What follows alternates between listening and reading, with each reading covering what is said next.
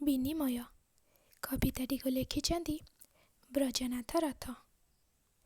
ଅଶ୍ରୁର ବିନିମୟେ କିଣିଲି ମୁଁ ଏକ ଫୁଲ, ମମତାର ଏକ ଫୁଲ। ସେହି ଫୁଲଟିକୁ ଫୁଟାଇ ଦେଲି ମୁଁ ପ୍ରତିଟି ମରମ ତଳେ। ଜାଣେ ନାହିଁ ମୁହିଁ କେହି କେବେ ଦିନେ ଦେବ କି ନାହିଁ ତା ମୂଲ। ରକ୍ତର ବିନିମୟେ କିଣିଲି ମୁଁ ଏକ ପକ୍ଷୀ, ଶାନ୍ତିର ଏକ ପକ୍ଷୀ।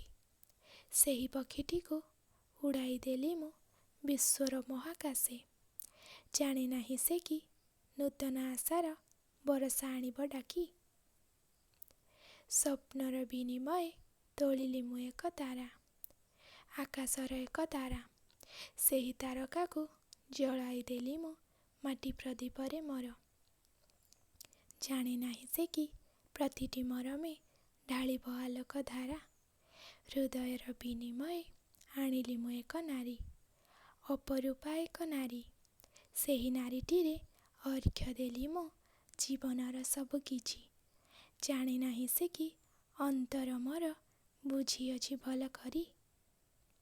ଅଶ୍ରୁ ଦେଇ ମୁଁ କିଣିଲି ତ ଯେଉଁ ଫୁଲ, ରକ୍ତର ବିନିମୟେ ମୁଁ ଆଣିଲି ଆକାଶର ଯେଉଁ ପକ୍ଷୀ। ସ୍ୱପ୍ନ ଦେଇ ମୁଁ ତୋଳିଲି ତ ଯେଉଁ ତାରା, ହୃଦୟ ଦେଇ ମୁଁ ଯେଉଁ ଅପରୂପା ନାରୀ ଆଣିଲି ଡାକି। ସେମାନେ କି ମୋର ମାଟି କୁଟୀରକୁ ସ୍ୱର୍ଗ କରିବେ ସତେ, ବିଶ୍ୱକୁ ମୋର କୁଟୀରେ କରିବେ ଅବା। ସକଳ ଦେଇ ମୁଁ ସବୁ ପାଇବାର ଭରସା ରଖିଛି ମନେ।